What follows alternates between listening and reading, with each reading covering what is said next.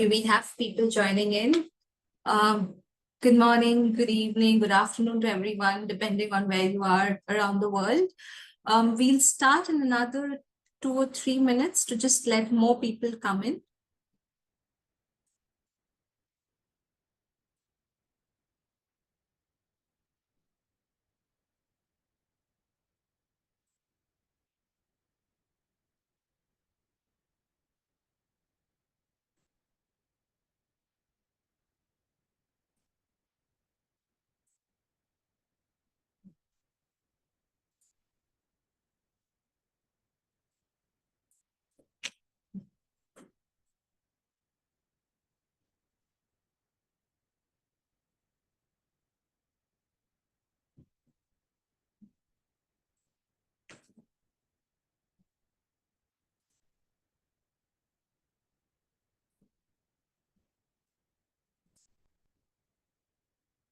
We'll wait for another 1 minute or so. We already have a lot of participants joining in.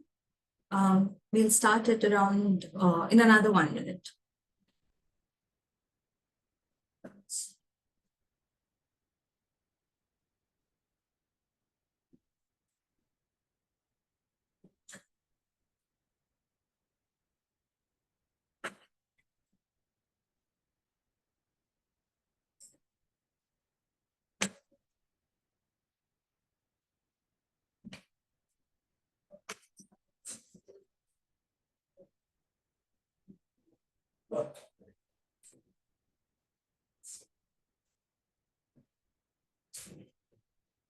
Okay, we have quorum. We could begin. Thank you so much for your patience. Hello, everyone. On behalf of Terre, hommes, I welcome you all to this webinar from Sundarbans to the world, evaluating climate change on the ground, where we talk about the inclusion of a climate lens in multi-sectoral evaluations. My name is Tanvi Chattaraj. I am the technical specialist for meal here in TDH in India, and I shall be your host for the day. Terre Hommes is a leading Swiss child rights organization that has been working on children and families' access to justice, health, migration since 1960. Child protection, WASH, innovation, technology are really transversal to the work that we do. And here in India, we've been registered since 2008 and are headquartered in Kolkata, which is in the eastern part of the country, and in the same state where the loci of our discussion today, the Sundarbans, is located.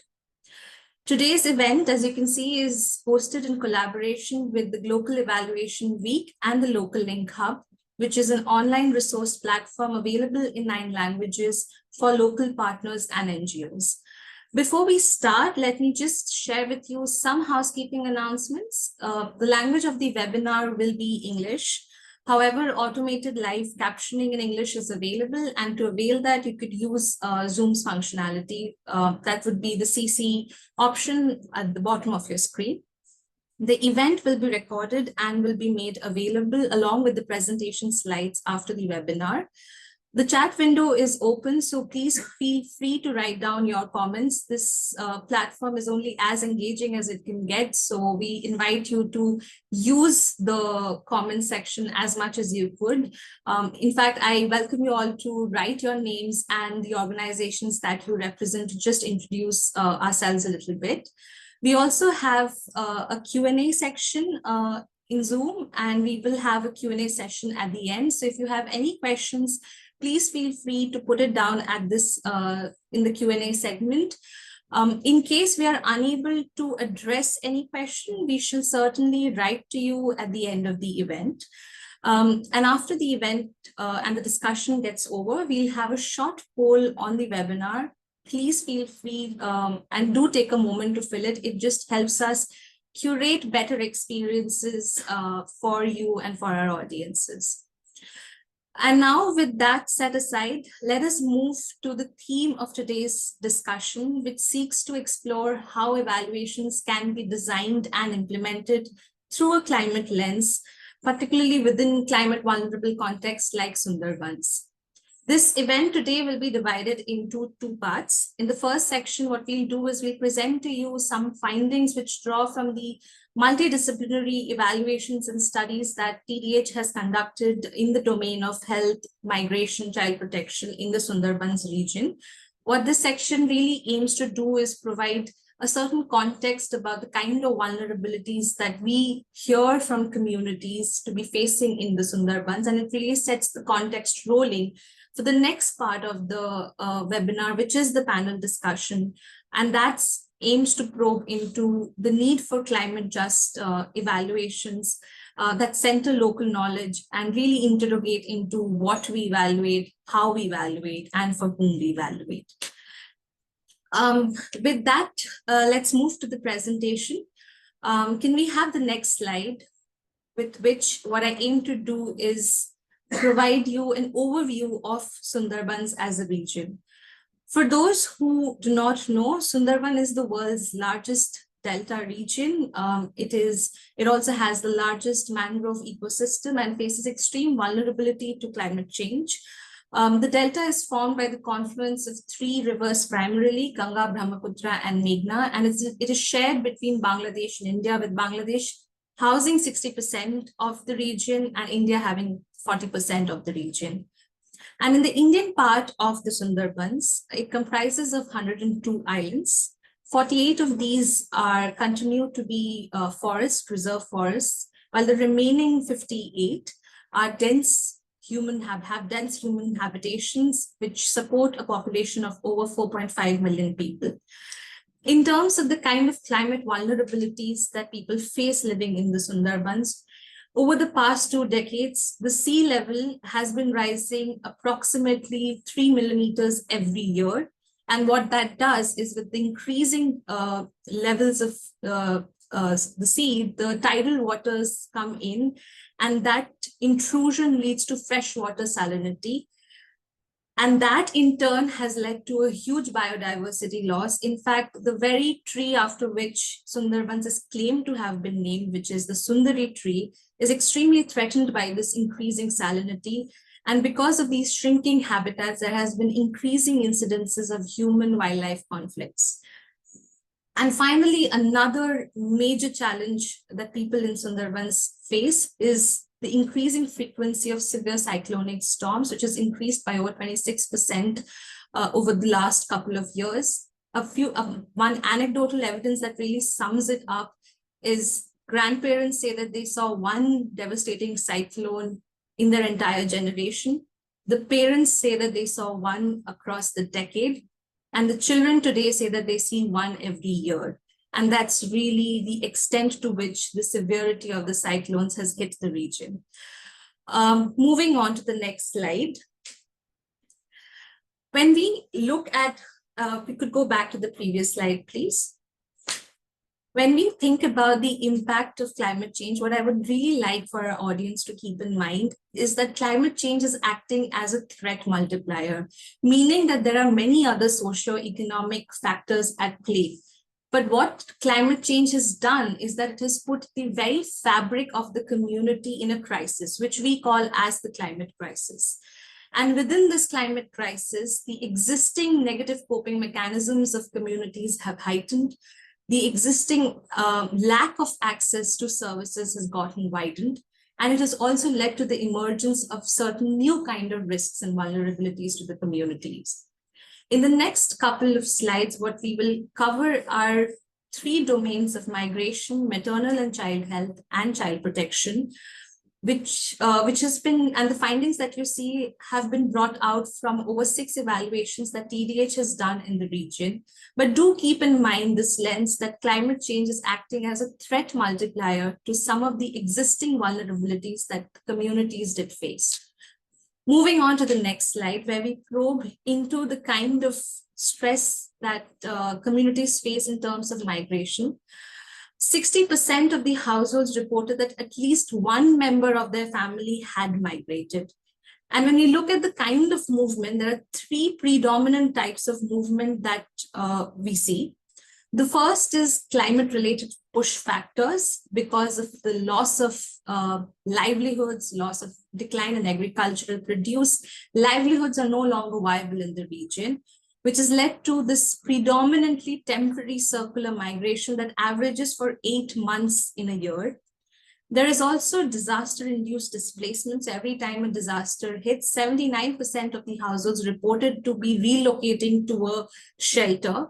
And the period by which they came back differed from 2 weeks to 6 months, depending on the severity of the storm and the impact that they faced. And the third kind of movement that we see in the region is permanent relocation, which is a more planned government-aided movement of households from eroding islands to safer ones. A case in point for those of us who work in this region is the Goramara Island, where the people have been shifted to the Sagar Islands. In terms of what drives this migration, like I said, is decreased agricultural productivity and increased landlessness, which is immediately caused because of rising sea levels as well as land erosion. So a lot of time when we speak to families and farmers, they often say that we still have the deeds of the land, but if you go and see, the river swallowed up the land. The nature of this migration is primarily unsafe. 87% rely on middlemen and are employed in informal and unregulated sectors with poor working conditions and minimal legal protections. And despite migration being a coping mechanism, the community perception around migration is that 71% claim that they would want to stop it, because what it has done is that it has reduced and taken away social cohesion at the source, and it increases the vulnerability that they or their family members face at the destination corridors. That's to just sum up of what it is doing on people migrating. The next slide that we have focuses on the kind of risks that that climate change has exposed children to. And this is all bits and pieces that we are seeing from evaluations. The actual extent of it could be so much higher. 70% of children reported irregular attendance and 27% dropped out post-disasters. Children also reported to be facing this increased pressure from their family to engage in paid work, and 14% incidences of child labor were reported. There is a huge negative impact on the psychosocial well-being of children, with children facing fear, loss, and uncertainty during disaster. Lightning is a common event for many of us in the cities, but the extent of fear that lightning induces for the children in Sundarbans is expressed very clearly in the kind of drawings also they draw. There's also a huge lack of safety nets and protection mechanisms, with absolute defunct child protection mechanisms at the village level, and children really not knowing whom to approach outside of their immediate family at the time of a disaster or in the immediate aftermath of a disaster.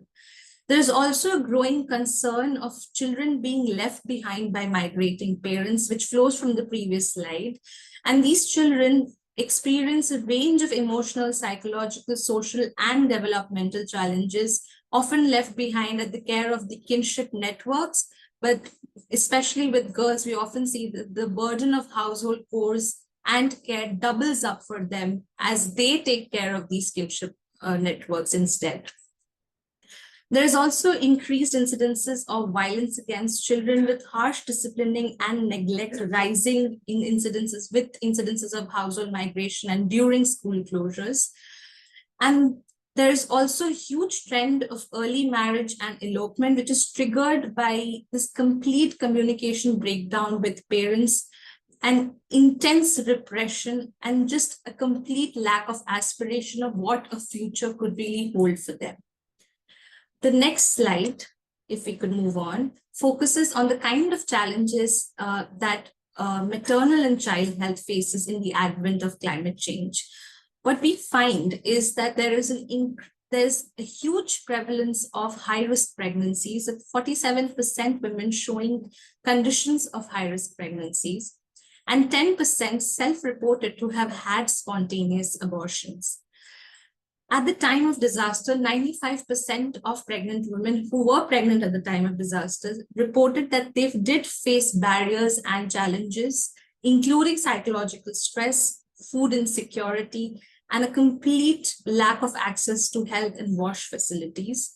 And we also hear this from adolescent girls, with 97% of them reporting that their menstrual hygiene practices were compromised at the time of disaster, with shelters having absolutely no infrastructure available for them to practice safe menstrual hygiene.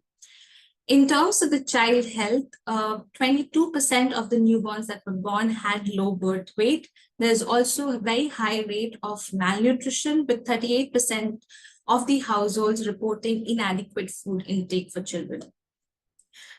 And finally, there is a complete lack of access or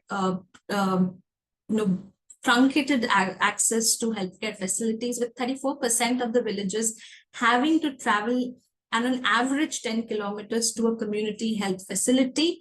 And often this is across land and water. And this access and this mobility further gets worsened during floods and cyclones. So what these findings really do is present to us really the tip of the iceberg in terms of how climate change impacts the lives and livelihoods of people in Sundarban. And it is imperative that our evaluations inform and are informed by these realities so that program designing is responsive to the needs of the communities. It is on this note that I would now like to introduce our panel and our panelists. So I'll request if we could take away the presentation, and I'll request all the panelists to kindly switch on their cameras for our audiences to see them. On the panel, we have Dr. Swati Nandi Chakraborty, who's a PhD in environmental biotechnology. She's an environment enthusiast and researcher focused on implementation of sustainable development, e-waste management, and climate-induced migration. A regular columnist in multiple English and regional daily newspapers, Dr. Swati's areas of interest lie in abiotic stress, bacterial taxonomy, biopolymer, and bioplastics. As a UNESCO Fellow, she has served as a visiting scientist at Sao Paulo University in Brazil and Swinburne University of Technology in Malaysia. She's a West Bengal State Chair at the Indian Circular Economy Wing of G100, All Ladies League, Wiki, and the President of Future for Nations Nature Foundation. Our second panelist for the day is Dr. Bhishmaraj Srivastava. Dr. Srivastava is a public health professional and medical doctor with over a decade of experience in Asia and Africa. Dr. Bhishmaraj holds a dual degree in public health and business administration from Johns Hopkins University, and his area of work includes climate-resilient health systems, digital health, and predictive AI tools for early disease detection.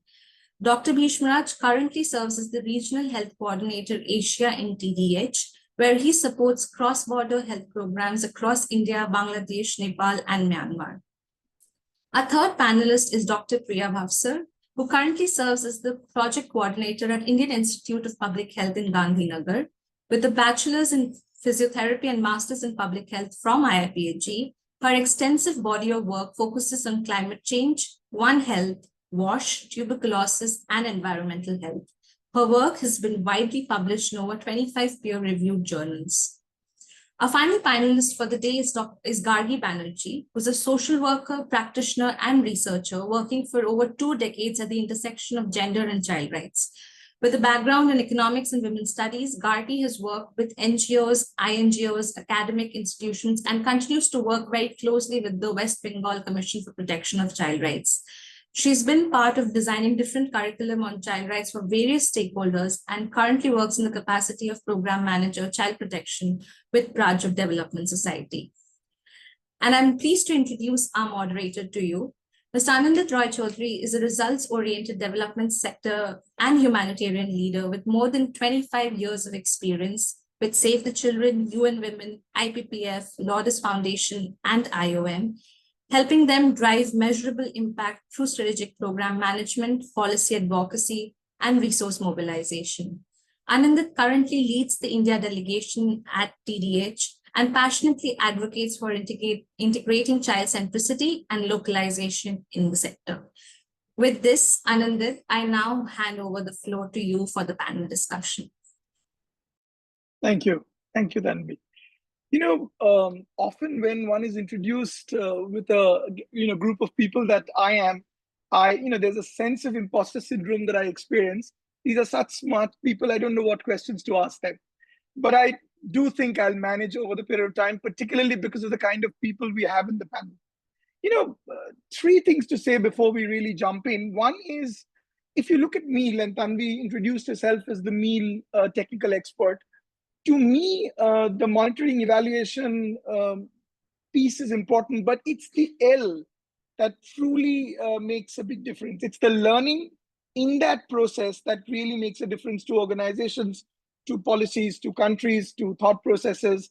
And I think as development organizations, NGOs, universities, academic institutions that we all are, thought leadership is something that we ought to be doing a lot more of.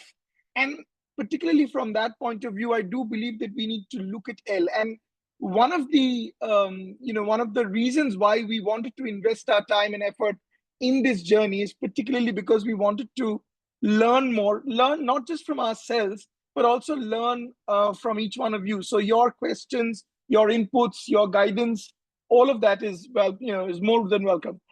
I must also say that I was looking at the list of people, and a lot of old friends and some new, wonderful. But I also know that these are also people who are of tremendous caliber academically, tremendous caliber in terms of the experiences that you have.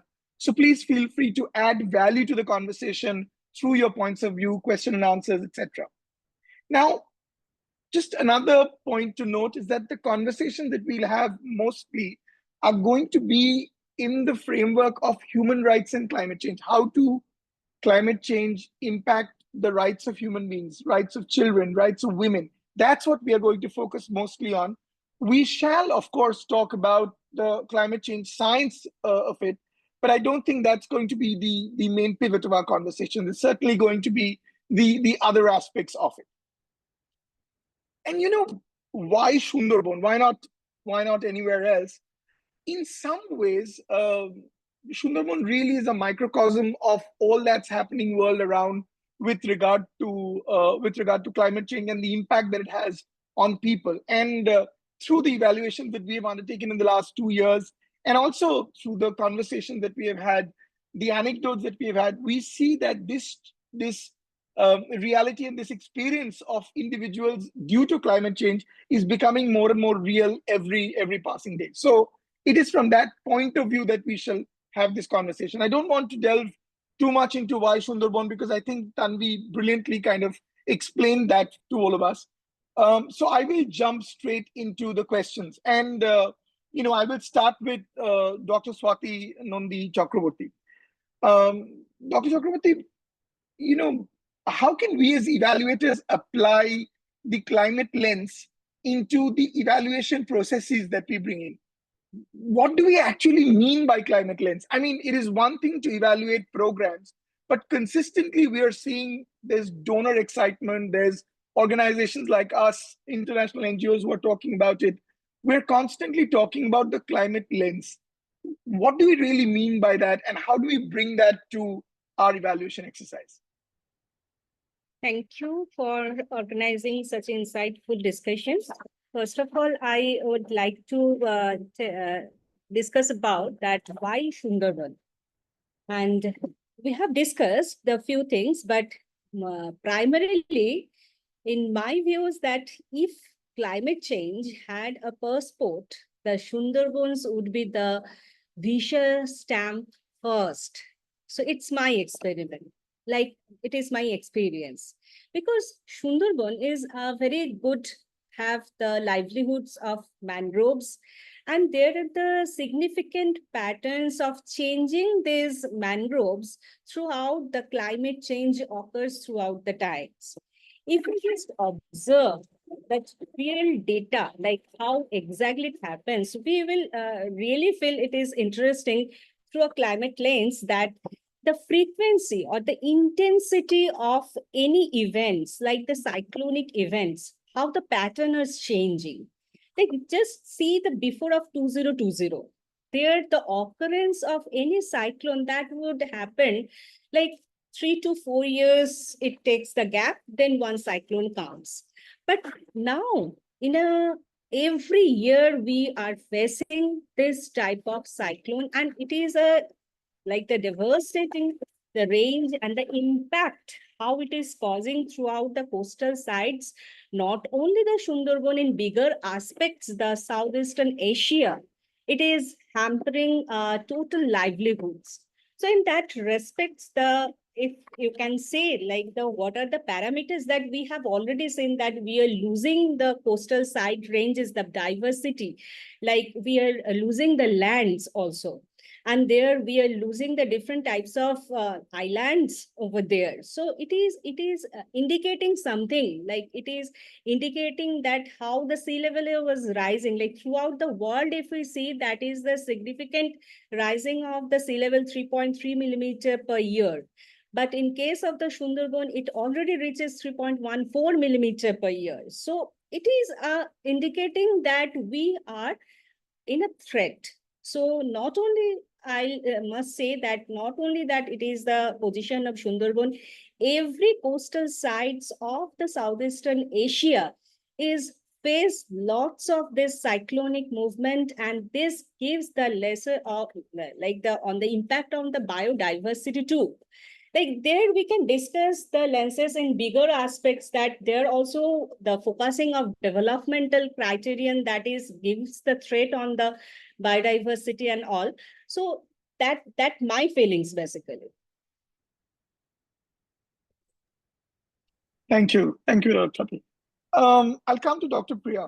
Dr. Priya, you have done a lot of work, particularly in the area of health and climate change and the interaction or the intersection of the two.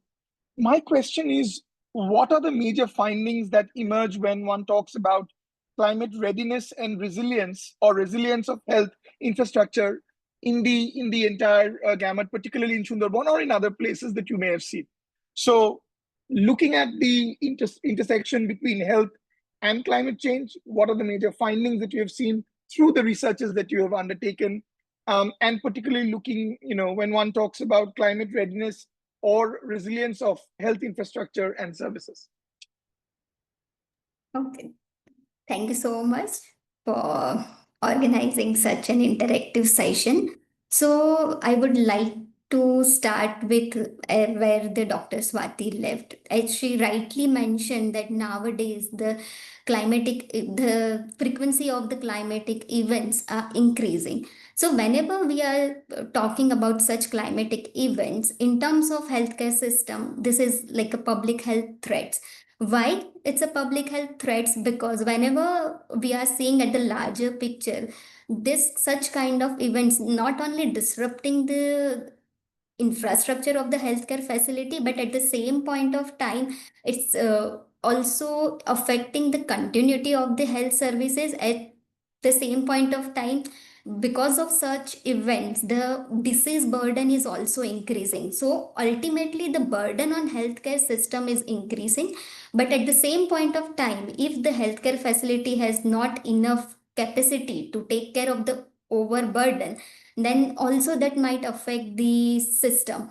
So whenever we have done so many research in most of the different kind of states, whether it could be northeast, eastern part of the India or the western part, most of the time what we found that in most of the far to reach healthcare facilities, the basic water sanitation and hygiene facility, which is the right of human to get the basic clean water, clean healthcare, clean hand washing facility, and the clean sanitation services, that are mainly the lacking. And even if we are talking about the public health emergencies, such services are even more at the affected. So this is how the climatic events are affecting the healthcare facilities. And whenever we are talking about healthcare system, we should not only think about the mitigation, we should also think upon the adaptation. Only the mitigation part is not important. How the healthcare system are adaptive to such climatic event is also important, and that is what something also need to be taken care of. Great. Thank you, Dr. Priya. I will come to Dr. Bhishmaraj. I take liberties with him because he's a colleague of mine. So I told him that I'm going to ask you the most difficult questions. Um, you know, Bhishmaraj, primarily because you worked in the Sundarbans from both sides, from the India point of view and from the Bangladesh point of view. And you are looking at it obviously from the medical lens as well as from the public health lens. My question to you is, what are the kind of climate related health challenges on maternal and child health that you see emerging in the field? And how do you see these findings or challenges shape the way we should design programs or even evaluate the health interventions? I mean, what should we do differently, considering we can't be doing the same thing again because the world is changing, Sundarban is changing, the region is changing. So how should we do things differently in terms of designing of programs? And two, of course, is how do we evaluate these things differently? Thanks so much, Anand. Lots of interesting questions together. So basically, I would start by saying that the specific climate-related health challenges in Sundarbans and Bangladesh from the MNCH, maternal child health lens, are far-reaching and multifaceted. I mean, Tanvi has done an amazing job in sharing about the challenges in Sundarbans. From the Indian side, in Bangladesh, TDH has been operating since 2020 in Cox's Bazar, primarily supporting in the refugees of conflict as well as with the host communities over there. Our work is primarily focused on primary health services, but that region itself is also a climate hotspot. They have a lot of challenges when it comes to extreme weather events and all the challenges associated that Tanvi spoke of. I would actually split the impact of climate change on MNCH on two parts. One is the sudden onset when we talk about extreme weather events, the floods, the landslides, the storms, cyclones. So obviously the first impact of that is cut or interruption in the supply of access of health services, primarily emergency essential perinatal health services. We had a very good focus group discussion with some community health workers in Sundarbans, and what we identified is a lot of times the local population is immediately evacuated, but the vulnerable communities like the pregnant mothers are set up in like those temporary hospitals or existing clinics which are at like in a different location altogether, which are already overburdened with the catchment areas that they're serving. So that increases the significant risk of problems like stillbirth, maternal complications in delivery, infections during delivery, underweight newborn babies. So a lot of those challenges which could have been avoided end up coming in because there's a limited access of health services. The second is the prolonged exposure, which as we discussed, increased salinity intrusion in groundwater services or soil, or increase in the frequency of heat waves or rise in sea levels. So they come up with a different set of challenges, pathophysiological complications like preeclampsia or pregnancy-induced hypertension, which is basically high blood pressure in pregnant mothers. Now, in terms of statistics, in Sundarbans, the frequency or incidence of pregnancy-induced hypertension is much higher than the national average, and also associated with a higher risk of morbidity and mortality. Complications include seizures, strokes, again, preterm labor. For the babies, it involves intrauterine growth retardation, low birth weight babies. So a lot of risks that could be associated with significant mortality patterns. Other challenges include gestational diabetes, maternal anemia, and all of these basically have a strong link with climate change. Coming to the second part of your question about designing or redesigning these programs, I think what's most important that a lot of times we forget is that although climate change has a uniform impact, the context where it is acting is equally important. So decentralizing the strategic approach is very important. Identifying what are the gaps and opportunities at the grassroots level instead of having a top-down approach is very important when you're designing such strategies or programs. In TTH, we have been developing a perinatal health program in Sundarbans where we do focus on engaging as closely as possible with the communities that we are serving in the Sundarbans. Community sensitization, strengthening of the community health workers, including innovative strategies like point-of-care diagnostics or telemedicine or digital health, so that can help in leapfrogging the conventional delivery models. I think all of those components play a very important role when you're designing strategic programs in these locations. Yeah. Excellent. Excellent. Thank you. Thanks very much. I'll come to Gargi. Gargi works for an NGO, as Tanvi explained, called Prajok. So, Gargi, in Prajok's work, how have you embedded climate vulnerability in your protection program, considering you primarily work in the child protection space? And what motivated this, this integration? Why would you want to do that? Good afternoon, and thank you for inviting me to this extremely interesting panel. So to start with, since Prajok has been working with child protection, a major focus in the work of Prajok has been working on the agency of children and believing that children has an agency through which they can build up their resilience, they can raise their voice, etc. So when the work started in Sundarbans, and when we were first encountered with the climate change discourse, of course, livelihood is a very important discourse. Health is a very important discourse. And just Dr. Srivastava made one thing easier for me is when he mentions about working with the community and not in a top-down approach, then it becomes very relevant to say that when we are saying livelihood, when we are saying health, when we are saying child protection, we are subsuming children under these words. Like when we say the livelihood impacts the family, the child is a part of the family, hence the child is impacted. And we have certain knowledge, like, of course, that will increase child marriage, child labor. So these are certain things that we go to the community with.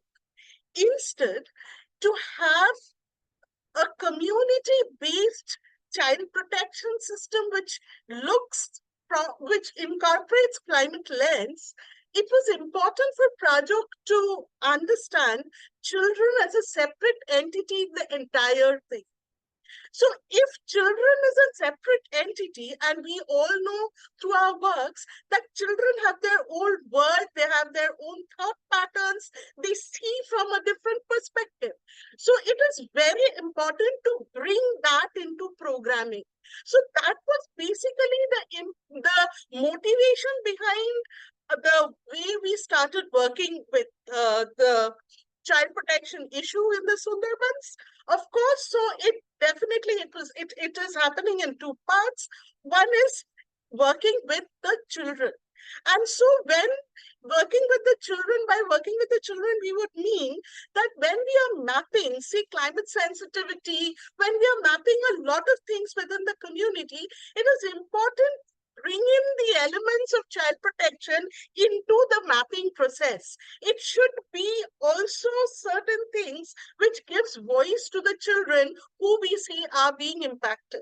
That is one. So working with the children on ground in the schools is one thing, working with them on the various issues, understanding how child protection impacts them. And of course, the other part of the work has been on in a way with the system, because that is also something one would have to work with. So it has been integrating climate education within the child rights and the safety things within the school. So that way climate education becomes a part of the entire of their syllabus, of their projects, etc. So that is one thing. And also at the Gram Panchayat level, at the village level, it is important that the various stakeholders who are there, they're able to identify the climate-related child protection risks. Risks not merely associated with livelihood, health, and hence children. We have to remove that hence children bit and bring children at the focus of it, so that then only we'll be able to say that we have been able to embed climate within the child protection framework. That is as of now. Thank you, Anindit. Thank you, Gagya. I really appreciate the passion. I would say this often. When we were growing up, we would often hear that children are the future of the nation. Isn't it? We've all heard this. Sometimes we forget that children are not just the future. Children are now. They exist now. And if we don't do what we need to do now, there will be no future. And I think Gargi kind of brings that back into conversation very beautifully. Thank you very much. I will come back to Dr. Swati. in the Sundarbans, what are the key environmental stressors that you know of that remain under researched at the current stage, but are critical to understanding community vulnerability? So, what kind of data or indicators must we aim to capture in our evaluations that we are probably not doing enough of? When we are taking any data from any particular land itself, so there the land sizes, it's matter, like how it is changing, the pattern of the greeneries, how it is encroaching, that should be come up through the, now the AI technology is now giving you the direct source from the GIS, that from there only we can have a view that how the pattern is changing. Then I must say that the species diversity, like that is very important. Like few years back, the few fishes diversity that could be seen on that particular area, which are not being visualized, which we can say it is a local species. So due to the rising of the salinity, so I must say like there, the rising of the salinity increased like tenfolds. Like it was previously 2 to 3 parts per trillion. Now it's going to have a 10 to 14 parts per trillion. The salinity is increased. And we know that reason is totally depends on the global warming, and there the like the sea level rises are happening, and intrusions of the saline water is there. And it is not only gives the threat to the diversity of the fishes, that also destroying the local crabs, that what we are getting the different crab that on just covered the root systems of the mangroves. So the mangrove root systems also have a definite ecological balancing. Like as we can say that this particular area of mangroves, so this mangroves of the root system is just accumulating the carbons that which we are taking in bigger aspect, that that Sundarban act as a carbon sinking. So, and another problem in a case of this particular salinity rising, I must say, as a particular changing of the displacement is also being seen for that particular child's, those who are working, like in the catching the fish or the larvae on the particular water itself. So they are facing the different type of gynecological problems that is threatening to them, because they are standing on that saline water very longer period of time, because they are shifting their jobs from, because previously they were just in the home, and now they are just moving to the water bodies to catch up some species, to run their families, and that threaten their health aspect. So we should look on that matter too whenever we are thinking about that particular area is under threat. So what type of gynecological issues particular childs they are facing during the working hours, so that particular time that it is affecting, like what kind of, like if a child is doing the fishing, or the child is like standing in the water very long period of time, they are implanting the mangroves on that area, because there are so many mangroves dives are also takes place, and we are not understanding that. We are thinking the positive sides of that, but still I must say that mangrove plantation is mostly done by the child's labors. So, and there are also the girls, they are involving on that particular work. So we must take up that matter too in our considerations, that how much it is good for their health, because I know that mangrove restoration is very much important, and that mangrove is a particular plant that can grow very well in, if we just protect it from the animals itself. So we have to rather doing another arrangements that it should not be eaten by the local like the cow or the goats like that, so it can be protected. So these are the few issues which are coming up in my mind when I worked on that areas that to drive of any plantations and all that. So the species diversity, not only I must say that is a problem of this, like Sundarban, it is also the problem in case of the Sri Lanka itself. Like there are also Sri Lanka and Bangladesh, all are having the good source of these mangroves. And that also losing the different species diversity. So that we have to consider in our discussions of our, whenever the research data has been taken, like how much it is affecting, the species diversity loss. So there are aspecting yearly losses. So that results will give a very great impact on that local biodiversity and in bigger aspects in other sense of the species diversity itself. Thank you, Dr. Swati. That was very helpful. I mean, as I said, approximately 3.3 to 3.6 billion people globally live in contexts that are highly vulnerable to climate change. I mean, as she was saying, that it's not just about Sundarbans, but Sundarbans certainly represents a microcosm of the world in where climate vulnerabilities are affecting populations, individuals. And I'm no researcher, of course, but I do meet children. And like I've said, that most things that I've learned in life are from children. And from that point of view, when I talk to children, and some basic information that they often share, one, of course, is how they've seen, even in their small lives of 10 years, 12 years, 15 years, they would say in the last 3 years, things have really gone bad to worse. In the last 5 years, we have seen every household being affected by cyclones. In the last 7 years, we have seen every family have at least 1 or 2 people migrate, sometimes coercively, sometimes otherwise. So, if you look at it from the child's eye and the child's perspective, even she or he or they are constantly looking at these changes and are able to observe some of those differences that were probably not being observed maybe 2 decades ago, 3 decades ago when some of us started working. I will come to Dr. Bhishmaraj. Bhishma, how can evaluations move beyond clinical outcomes to also capture resilience, climate preparedness, systems adaptability?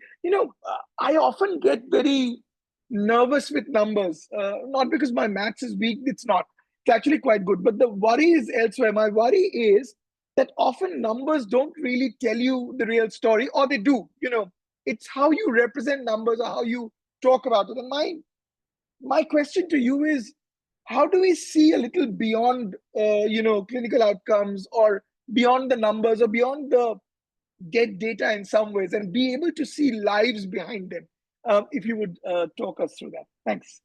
Awesome. Thanks, Anand. I would actually like to start by saying that when it comes to maternal and child health, unfortunately, the data that is coming out, even linking the clinical outcomes with climate change, are very limited. I think WHO and UNFPA in a joint statement had actually said that that link between climate change and MNCH is underreported, undervalued, and underestimated. So there is definitely a need to invest in that further. But coming to your question specifically, I think from the response or evaluation resilience strategy perspective, there are 2 areas that we kind of focus on, as some of the panelists have mentioned earlier. One is the mitigation component, where we focus on preventing the impact of climate change itself. Carbon footprint reduction, greenhouse gas emission reduction, including sustainability as a component in the healthcare services. So again, TDH has been working in this space in our program in Bangladesh, where we have partnered with an organization called Climate Action Accelerator, where we're doing like a 360-degree overview or audit of our health centers that we're running in Cox's Bazar, Bangladesh, looking at all the components or all the parameters that we discussed, whether it's energy, whether it's supply chain, whether it's the fuel that is being used, whether it's the resilience or sustainability of the health centers to combat extreme weather events.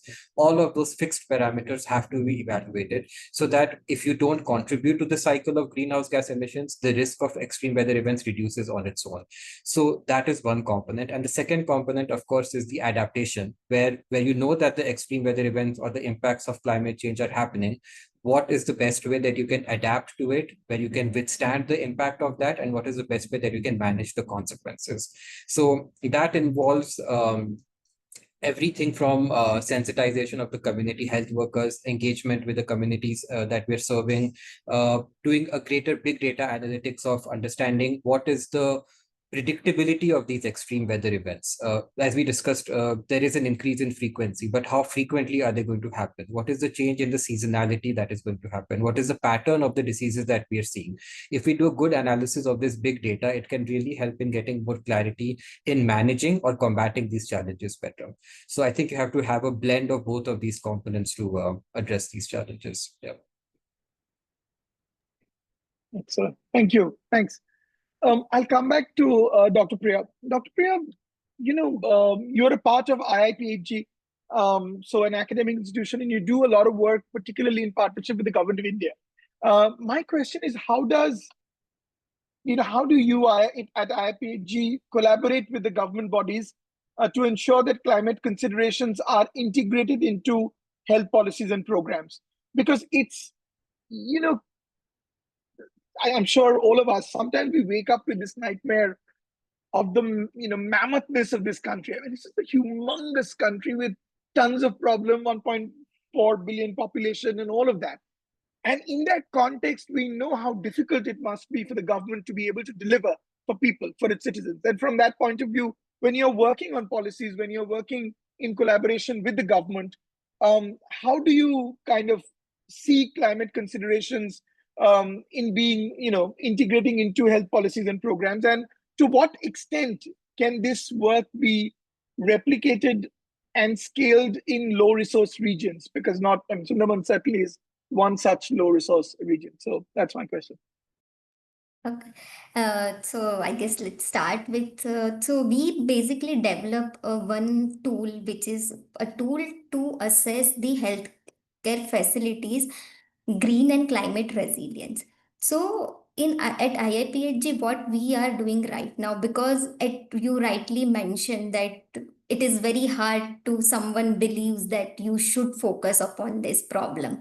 So what we usually do, we just not restricted ourselves to the assessment. Once we did the assessment and identified the gaps, we do conduct a stakeholder meeting with the district and different state level officials, and where we are actually trying to communicate with them, and we are uh, communicate them that this is the gaps that what we have find from our assessment and what could be the next step. In consensus with them, we are planning our next step, and for particular one project which we have already piloted in Gujarat, what we did, we went one step ahead and we just sat with the healthcare facility administrator. We sat with them, we make them understand these are the gaps that are present in your facility, and this could be the potential small interventions that you can implement at your facility level, which would help you to improve the climate resilience of your facility.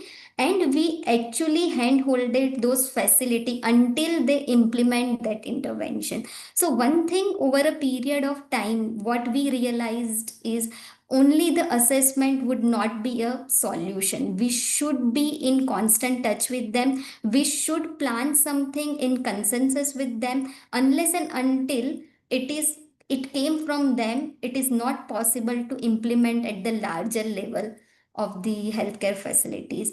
And we actually see and we actually have seen some successful cases where actually the healthcare facility implemented solar panels, then they have implemented rainwater harvesting system, then they have improved their waste management system. So the key for the sustainability of such intervention would be the constant touch with the end users, as well as those who are going to implement this strategy, and the training of apart from this, we also train the administrators, state level officials and the district level officials on how they can implement this green and climate resilience healthcare facility.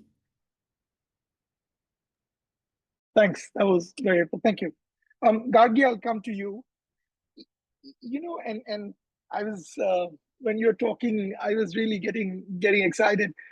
When one thinks about what evaluations should evolve into, participation of local communities emerges as, the necessary thing to do. And we almost always raise our hands and yes to participation. So yeah, and I'm sure you would agree that that's something we all need to do. But from your experience, and this is grassroots experience that you've actually had, from your experience of facilitating child-led research processes which you have done, how can meaningful participation of communities, particularly children, shape policy and practice differently when compared to conventional evaluations that we mostly see?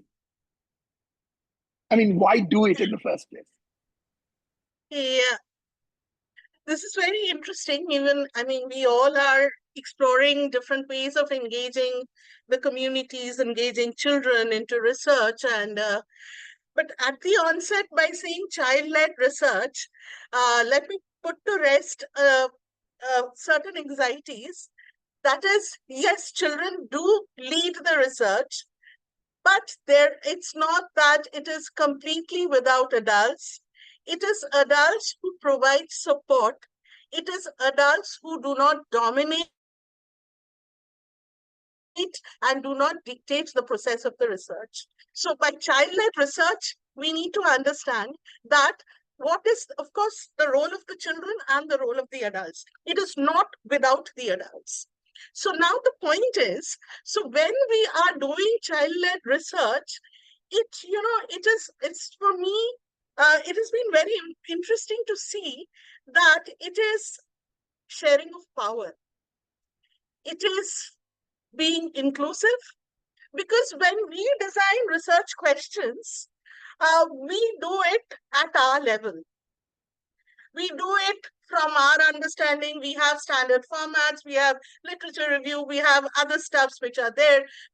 Y'all will be knowing it far better than me, but it is very important to reimagine research if children have to be leading the process of research from conceptualization to developing the research tool, to data collection, to analysis. We need to conceptualize research and perhaps reimagine it in certain ways.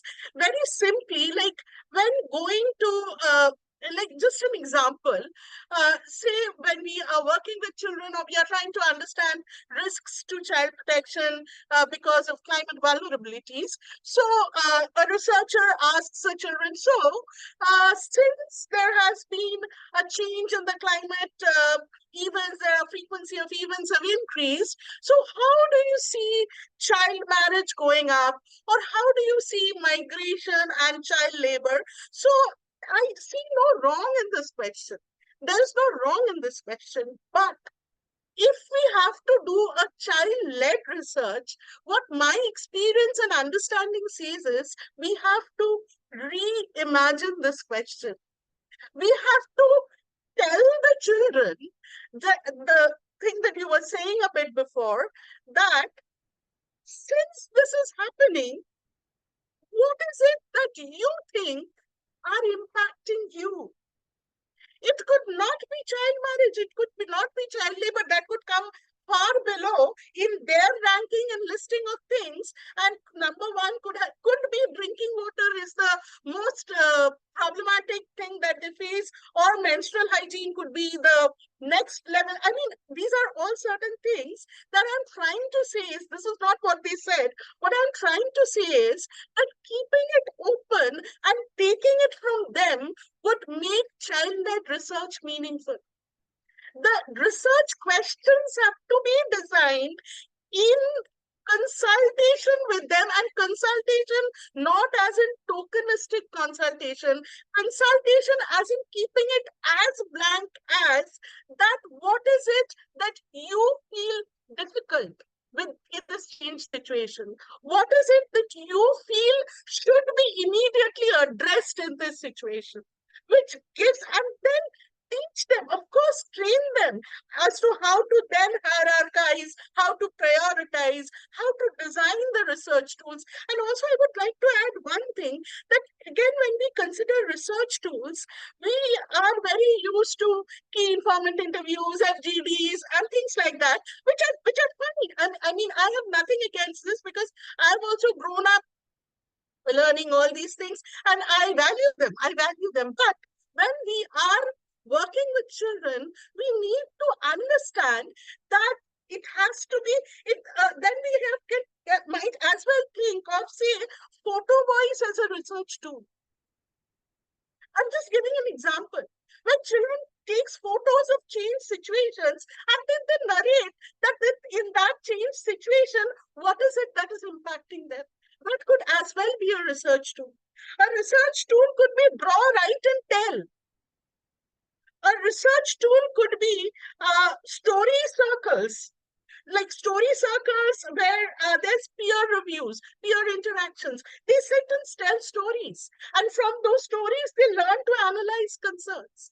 So when we are speaking of child-led research, which is really far more democratic and inclusive, because there is a sharing of power, because when we are doing research, children become the subject of the research and we become experts. Here it is a shared space. Of course, we do have certain expertise, we do have certain understanding, which we share with them with the belief that they have certain knowledge, that they have certain resilience, they have certain information which will be provided to us, and collaboratively we produce a knowledge.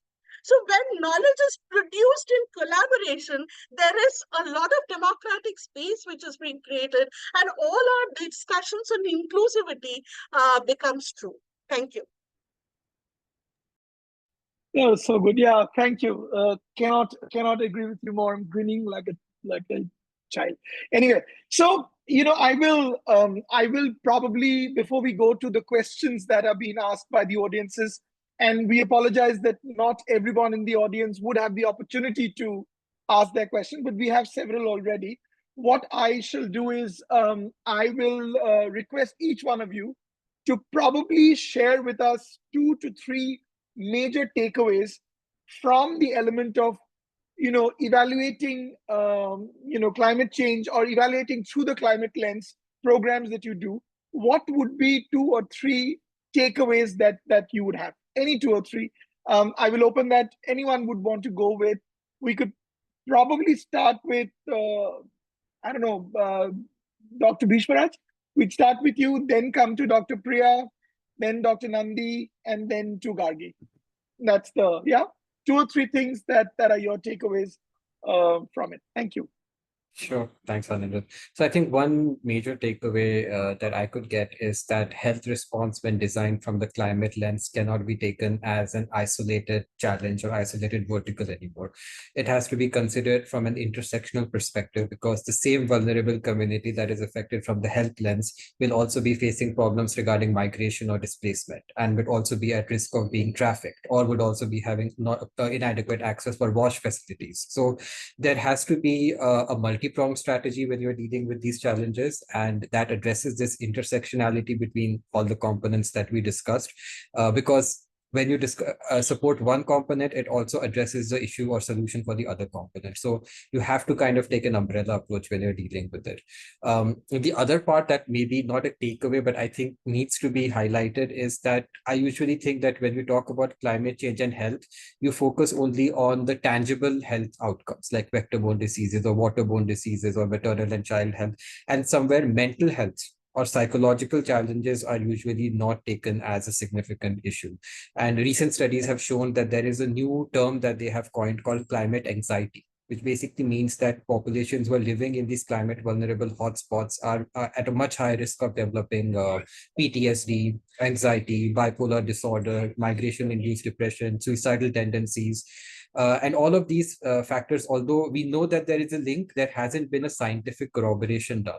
So I think that is another component that needs to be studied, or at least we need to shed more light on it, because that also plays a very important role in the overall well-being of the community. So yeah, and I think those would be the 2 parts that I would want to highlight.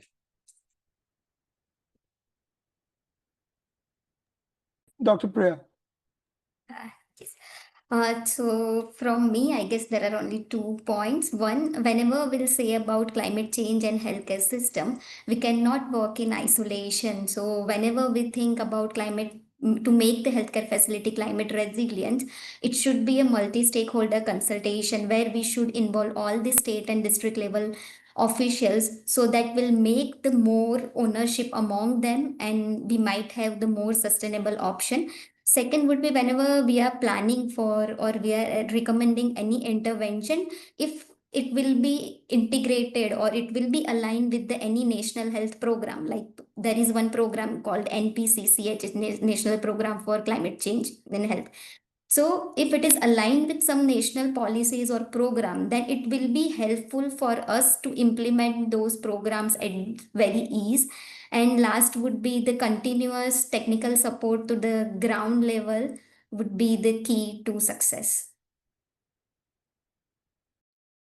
Dr. Swati.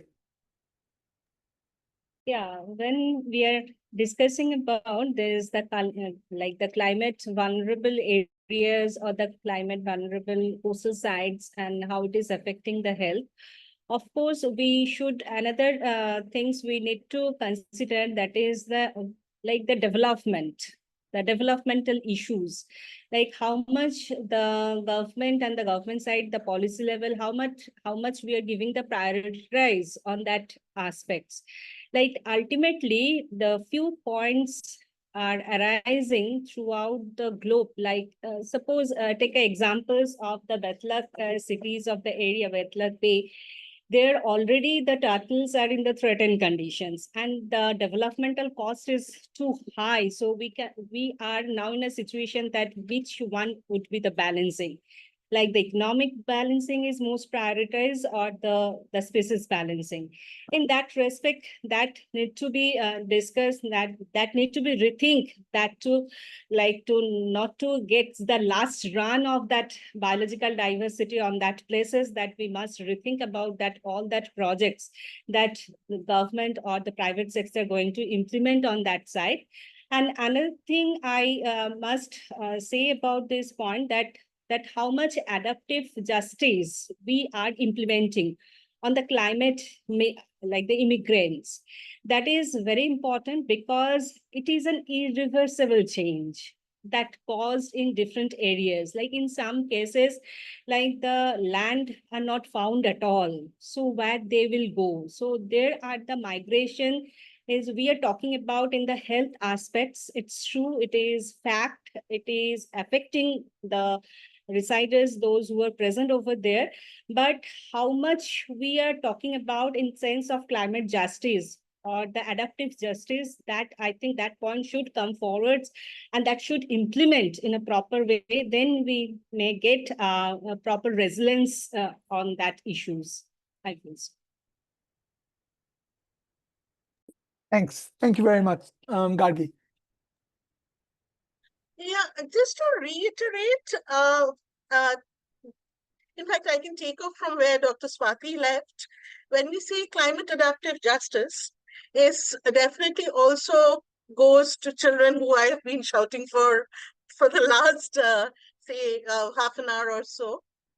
So we need to see that in all policies and programs, how voices of children get within the framing of the policies and the programs. That is something we will have to ensure. When we say multi-stakeholder, we have to remember children as a stakeholder. They cannot just come along with something. They just cannot come along with family. They just cannot come along with livelihood. They have to come as a separate stakeholder in what we call this multi-sectoral or multi-stakeholder thing. This is the first point that I would want to say. And the second point that I would want to say is that when we have themes, and this is a cliche thing that I'm saying, that children's voice has to come into policy, children, because we've been saying this for a long time. So what I actually mean by this is not just keeping one or two children as we keep in the village level child protection committees. It is about letting children evaluate also what they mean by a success of a program.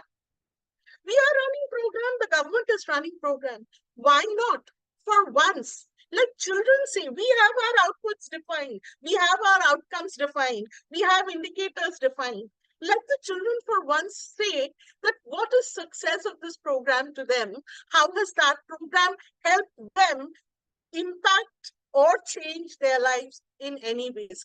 This voice has to go in to make policy meaningful. Just giving one or two children will not help. So a child-led evaluation of all these climate adaptive policies, programs that we are implementing is quite a necessity if we have to make child protection real, if we have to make child protection an issue that involves children as of now. Thank you. Thank you. Thank you very much, Gargi. Thank you very much to all the panelists.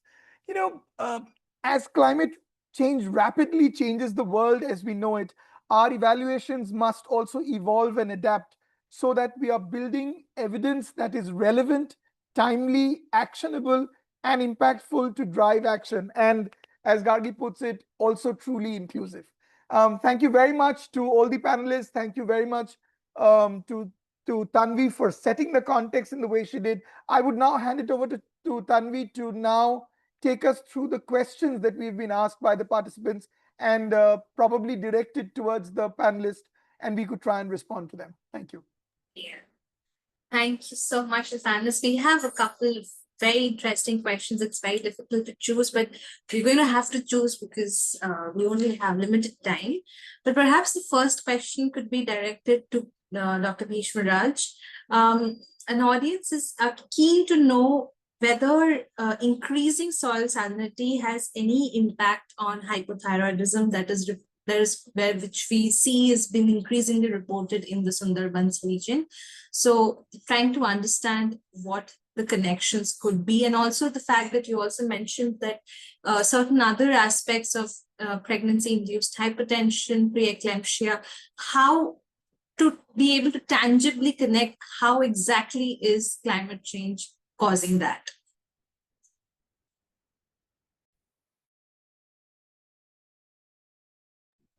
Sorry, no, thank you so much. To be honest, the connection between climate change and thyroid dysfunction is not a very straightforward one.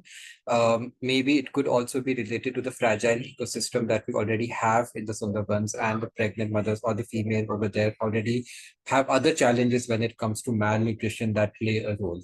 When we come to thyroid dysfunction, I would say hyper instead of hypo might be an actual component that might be responsible, but again, not because of increased salinity of soil water, because of increase in iodine content.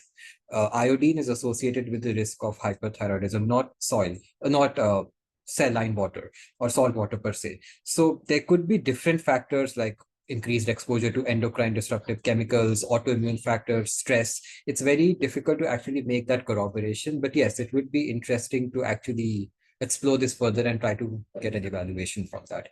With preeclampsia, the connection or the link is a little bit more straightforward because, like I said, it's climate change, of course, with the increased salinity and with the increase in the temperatures or the increased duration of heat waves is responsible.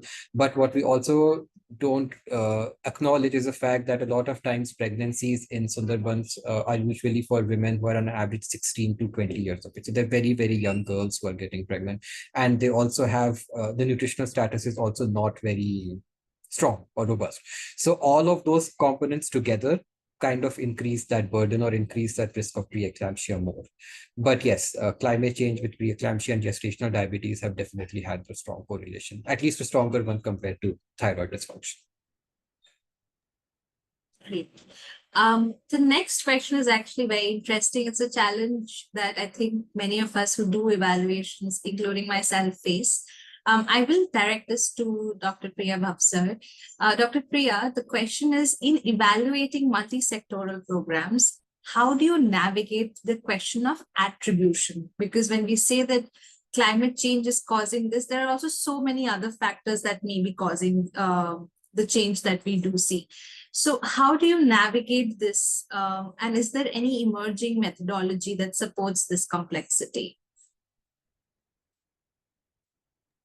To in such case scenario, we should include other factors also that might affect the availability of the services. If I'll give you an example of the healthcare facility, if we are saying that the electricity is not available or the basic water sanitation hygiene services is not available, we cannot directly link it with to the climate, or we cannot attribute it to the climate that because of the climatic event it is being disrupted. We have to look for other option also, because there might be some other uh, scenario or the situation also. They might not have the electricity, and because of that the water is not available at the facility. So we need to take care of the other factors also. So whenever we are assessing any kind of facility or even any program, we should look it from the holistic perspective. We should not only link it to the climatic part, we should also look upon the other part. And what else we can do is, along with the quantitative assessment, if we combine it with the qualitative assessment of the key stakeholders or the key informants from the healthcare facility, that might help us to answer why. So always it's very easy to identify it is not happening, but at the same point of time identifying why it is not happening, that is also important. And if we along with quantitative assessment, if we'll combine it with the qualitative approach, then we might be able to find the other attributes of the non-availability of certain kind of services. Thank you. Thank you. Thank you. I think that also answers a lot of other questions that we're also getting around attribution. I think if I can just also add, one major challenge when one is navigating and understanding climate related changes is the kind of big data one also needs to sort of come to attribution. It's something also Dr. Bhishmaraj talked about, is not available. And in that, when we are working in a space of information asymmetry, deep listening, participation that Gargi talked about, and also qualitative methodologies that Dr. Priya talked about are really the way forward in terms of understanding how climate change impacts people's lives. On that note, I have a question from the audience to Gargi, which is that while child-led research is an essential component for ensuring participatory and rights-based approaches, do you believe there should be a universally recognized framework or accountability mechanism to translate these insights into policy and programmatic action? Which is the question. And the stress from where this question is emerging is, without such a system, how do we avoid the risk of child-led research becoming a tokenistic exercise rather than a driver of meaningful change? This is interesting. Yeah. See, I mean, as far as my understanding and knowledge goes, child-led research is something which we are all exploring in some way or the other. And there are lots of ethical considerations, child safeguarding issues, which goes into it. It is not so easily done as it's said. I mean, particularly because there is a lot of child safeguarding concerns when there are things like story circles, when there are things like peer discussions, because there might be a lot of things which might come up, which needs to be handled. But I am not sure whether there's any standardized format or a standardized procedure which has been developed. And another thing is that, yes, of course, certain standardizations are needed, but we do have certain participatory forms of research which are accepted, which we practice differently at different field levels. So to start with, I think it would be good to apply those time-tested participatory research frameworks with the children to make it really participatory instead of being tokenistic, because there are different methods in participatory research which has been done with children, which has proved to be like of which is proved to be useful, which has been proved to like really catch in children's voices or really bring them into the research. So I would say this because I am really not aware of any standards or standard formats, because again, there are certain flip sides also to standardizations, formatting as far as children is concerned, but I won't go into that. But yes, and another thing is that we need to be very aware, and when we as adults are doing this, because tokenism is something which comes through us. So, this is apart from formatting, like the formats, and I don't know whether I've been able to answer the question, but this is how I feel it should. Thank you. Thank you. Dr. Swati, because you also mentioned about climate migrants and your work has also focused so much on climate migration. We have a question from the audience, which is essentially what can destination states and source states do in order to ensure that climate migrants have a safety net around them? What kind of coordination is required between the states in order to ensure that safety mechanisms are available to migrants? See, whenever we are talking about that the safety issues, it is really a issue that the childs they are faced generally. And there also the girl child, they are also facing this type of issue like the child trafficking. This is a very common occurrence that has been occurred like in these shelter homes and all that. So there the strict rules and regulations that should be come into the points of discussions and highlight, as because that when any this type of incident, cyclonic incident happens, so all things are not very proper. So to move on that place, to keep an eye on that place, it is very difficult. That in the time of taking up the data, we could understand that going on to that database, that the data sites are become very tough. So that to give them the supports, it is very necessary, as we have to evacuate first from that places and we have to bring them a safety regions. So safety is in the context of not only the environmental or cyclonic point of view, I must say in the proper social context point of view, that we have to take around on these points, that the all those who are present over here, they must feel safe. That we was talking about that the mental agony and the anxiety, they are arising. So there we need to take care of that situation. There are different types of NGO and those who are working on this sector, that they can work in that area hand in hand, because that is not only, I feel that on that specific time, it is like it is impossible to work for any one particular authority to take up that matter in their way. So there the need of collaborations is much needed, and there every point of time that all the things should be monitored, like wherever the shelter is come around there are the so many now the AI technologies and the drone technologies have come up. So there every time the monitoring need to be done, that who and all are coming and who and all are giving or distributing the things, that what exactly the matter distributed on that places. So all that things need to be taken under care for to give the safe, that the word we are using here, that how much we are giving the safety to them. That I think we feel to discuss, we need to discuss about these things in a very greater aspects, and we have to take care about that also. Yeah. The next question, which I think could be open to all panelists, is that we often talk about disproportionate impact of climate change on women and girls. So could we cite specific examples of what this actually looks like on ground in the Sundarbans? So Gargi, do you think you would want to go first, and then we could hear from others? These are like, for women, I don't know, I haven't worked specifically with women. It'll be very general overview if I speak about women. But definitely domestic violence is there, is what we get from interactions with children.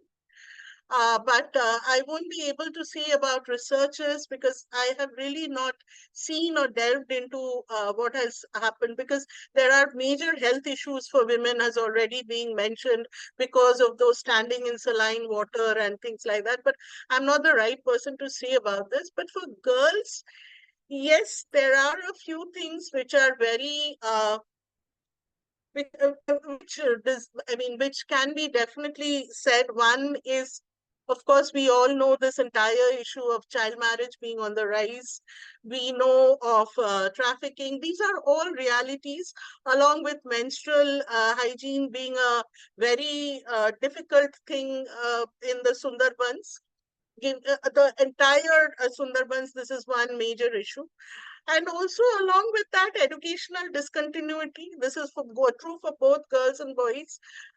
For boys, it translates into labor. For children, household chores. For girls, it would be household chores and eventually marriage. But having said that, what I would want to say is that these are all very generalized way of certain data being collected by NGOs or at some point academicians in certain ways to make a meaning of impact of climate change on women, girls, children, etc.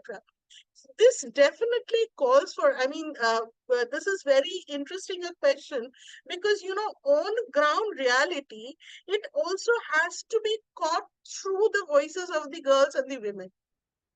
Because whatever I'm saying here, this is not something new. All of us who work in this sector will be able to draw up this connection. There is nothing new in drawing up this connection. We all understand that when there is a hazard, when there is difficulty in livelihoods, these are the things that happen.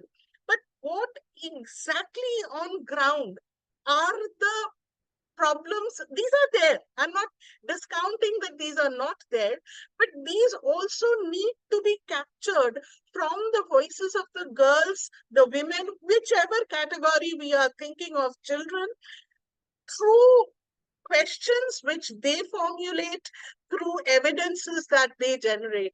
That stands a very, very important need in the context of Sundarbans if we have to understand child rights, child protection in specificity there, because child marriage is a problem across West Bengal.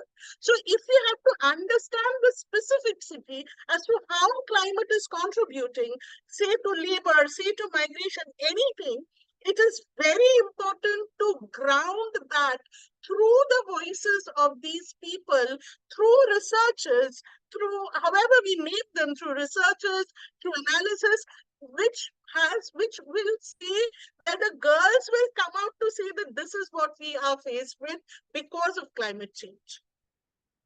That's how I think. Thanks a lot, Kagi. I think that also sums up in terms of how we can think about evaluations going forward. If we talk about climate justice, and a climate just evaluation is the voices of the community speaking for their own realities. I think on that note, we're almost ahead in time. Thank you so much to our panelists for taking the time out. This was a very engaging discussion. Thank you so much to our moderator for excellently moderating and guiding us through this conversation. To our audience, before you leave, there is a very short poll that we would really want and hope for you to answer. Can we have the poll launched, please? It's just one question. It just helps us curate better experiences for you. Thank you so very much, everyone, for taking 90 minutes, giving us this 90 minutes of your time. We do feel that this was a very, very important conversation, and we are so grateful and glad that so many insights have come through the Q&A as well as through the comment section. Thank you so much. And on that note, if you are a member representing the local NGO or a civil society organization, I invite you to check out the Local Link platform, which is an online resource platform. It's something that helps organizations grow, and you can learn more about it. On that note, thank you so much, everyone. Have a great, great day ahead. And thank you for giving us this time. Thank you all. Thanks a lot. Bye-bye.